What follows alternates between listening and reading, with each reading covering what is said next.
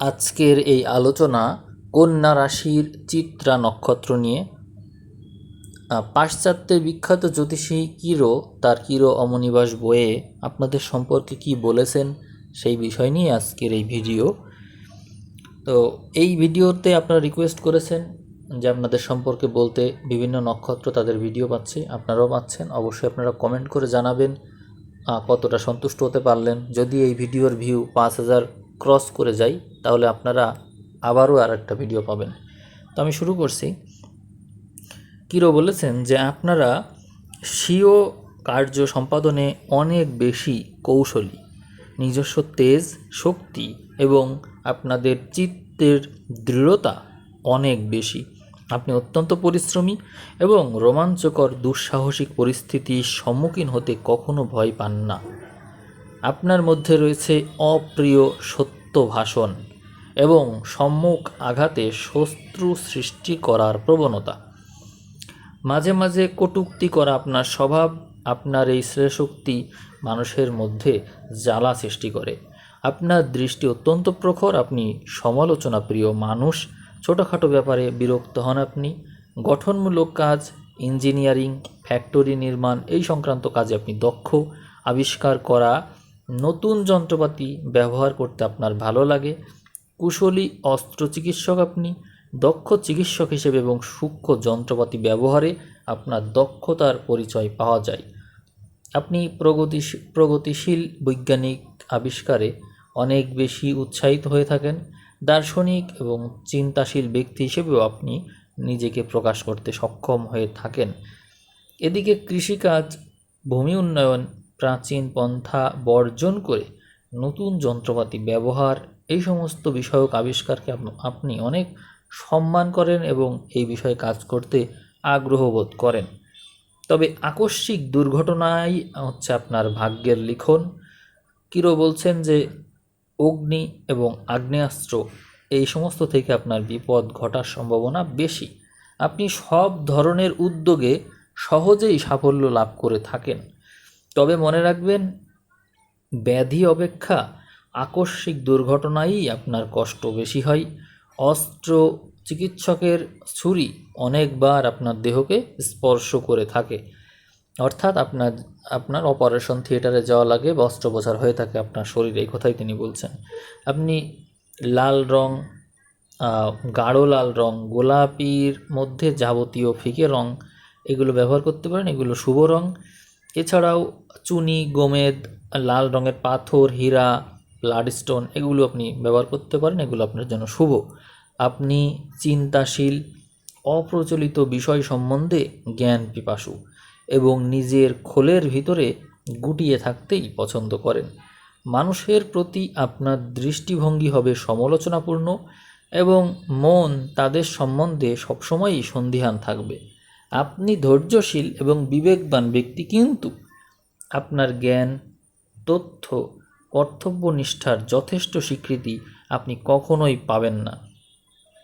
বুঝতে পারলেন? মানে আপনার মধ্যে ধৈর্যও আছে, বিবেকও আছে, কিন্তু আপনার এই জ্ঞান বুদ্ধি অনুযায়ী এবং কর্তব্যনিষ্ঠার যে স্বভাব, এর যে সঠিক স্বীকৃতি এটি আপনি পান না মানুষের কাছ থেকে।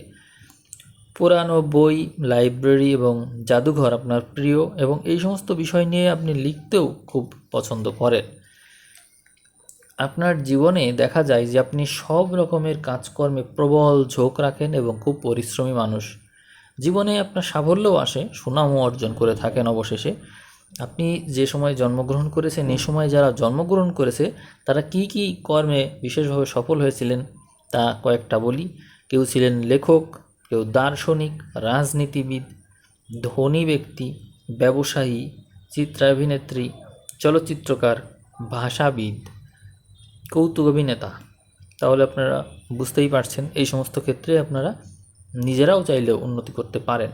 আপনারা আপনাদের জীবনে সঙ্গী হিসাবে যদি বাঁচতে চান তাহলে বেস্ট লাইফ পার্টনার হবে যাদের রবি এবং চন্দ্র মিনের ঘরে আছে জন্ম সময়ে।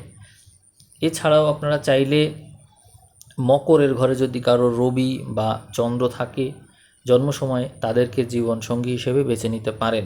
এটি আপনাদের জন্য সেকেন্ড অপশন। এছাড়াও আপনাদের জন্য আর একটা অপশন আছে, সেটি হচ্ছে আপনার নিজের চিহ্ন, অর্থাৎ কন্যাতে যদি কারো রবি চন্দ্র থাকে জন্ম সময়ে, যে কোনো একটা থাকলেই হবে, রবি বা চন্দ্র, তাদেরকেও আপনারা বেছে নিতে পারেন, এটিও আপনার জন্য অত্যন্ত ভালো হবে। আর তারপরে আমি বলবো যে যদি বৃষতে রবি বা চন্দ্র কারোর জন্ম সময় থাকে, তাহলে তাকে লাইফ পার্টনার হিসেবে বেছে নিলে আপনি অবশ্যই সৌভাগ্যবান হবেন। এখন আমরা আপনার সম্পর্কে আরও তথ্য জানব।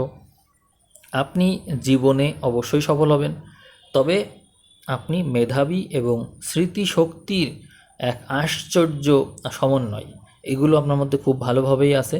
সঙ্গী সাথীদের সম্বন্ধে আপনি সবসময় চোখ কান খোলা রাখেন এবং সেই জন্য সহজে আপনি প্রতারিতও হন না। আপনি সূক্ষ্মভাবে বিচার করেন, উত্তম সমালোচক, অতিরিক্ত খুঁতখুঁতে। অসাধারণ বস্তু আপনি সহজেই লক্ষ্য করেন, যা অন্য কেউ লক্ষ্য করে না। নিজেদের সুন্দর বাসগৃহও অত্যন্ত সুন্দরভাবে সাজিয়ে থাকেন আপনি, এবং আপনি বিশেষতই সুন্দরের পূজারী, অর্থাৎ যা কিছু সুন্দর তারই ভক্ত আপনি। আপনারা নতুন কিছু আবিষ্কার করেন না, কিন্তু কোনো কিছু পছন্দ যদি হয়ে যায়, তাহলে সেই অর্ধসমাপ্ত কাজ আপনি সুন্দর করে শেষ করে দিতে পারেন। আপনার মধ্যে দেখা যায় যে যদি কোনো কিছু আপনার মনোযোগ আকর্ষণ করে ফেলে, তাহলে সেই দিকে আপনি পূর্ণরূপে আপনার মনোযোগ দিয়ে ফেলেন, এবং দেখা যায় যে সেই মনোযোগ আপনাকে এমনভাবে আকৃষ্ট করে যে আপনি সেই কাজে শেষ পর্যন্ত সফল হয়ে যান। তো এই জন্য আপনি যদি এই বৈশিষ্ট্য ধরে রাখতে পারেন, তাহলে অনেক দূর পর্যন্ত উঠতে পারবেন। এই মানসিকতাই মূলত আপনাকে সুফল দিয়ে থাকে।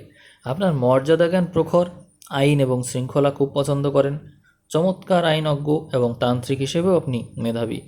তবে নতুনের তুলনায় পুরাতন আইনের পরিপন্থী আপনি। সর্বকর্মে নিষ্ঠা আছে, একাগ্র সাধনা আছে, ইচ্ছাশক্তি এবং স্থির প্রতিজ্ঞা, এই সব কিছুই আপনার মধ্যে আছে।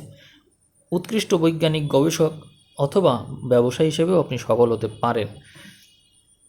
আপনাদের মধ্যে চিন্তাধারার দেখা যায় যে আপনি নিজস্ব চিন্তাধারায় মগ্ন হয়ে থাকেন এবং নিজের উদ্দেশ্য সাধন করতে গিয়ে খুব বেশি আত্মকেন্দ্রিক হয়ে পড়েন, ফলে অন্যরা আপনাকে কখনো কখনো স্বার্থপর মনে করতে পারে। আপনি খুবই উপস্থিত বুদ্ধিসম্পন্ন মানুষ এবং সচরাচর আত্মকেন্দ্রিক আচরণ করে থাকেন, তবে আপনি আত্মনির্ভরশীল মানুষ হন। ভালো মন্দ দুই বিষয়েই আপনার মধ্যে সব রকমের জ্ঞান থাকে। ভালো হলে খুব ভালো, মন্দ হলে খুব মন্দ হয়ে থাকেন আপনি।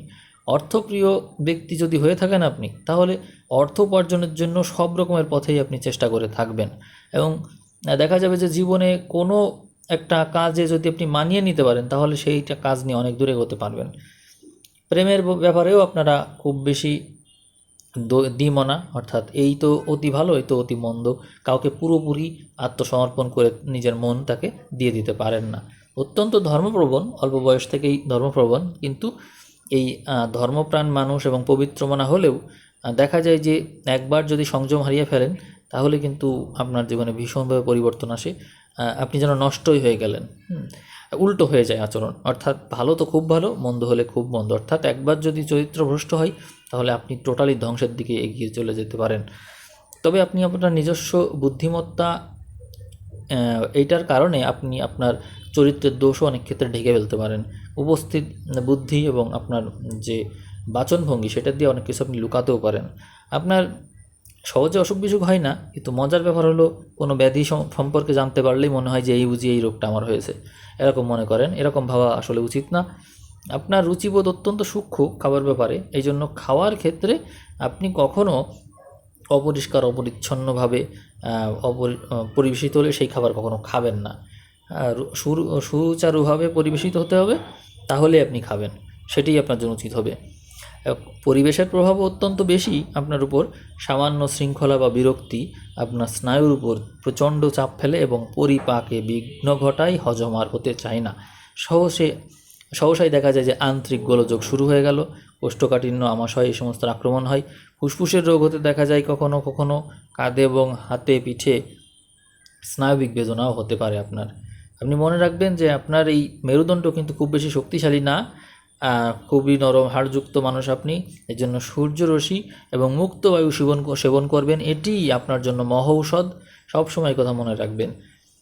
আর মনে রাখবেন যে আপনি কিন্তু বাস্তববাদী মানুষ, আপনার মধ্যে রয়েছে বিচার প্রবণতা, আপনি সন্দিহান, সব কিছুতেই সন্দিহান।